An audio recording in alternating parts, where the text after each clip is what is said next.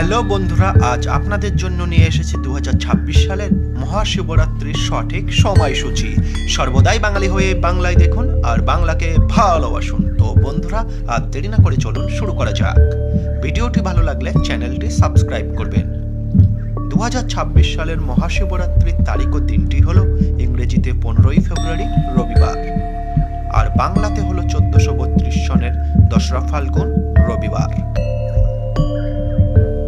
চতুর্দশী তিথি শুরু হবে 15ই ফেব্রুয়ারি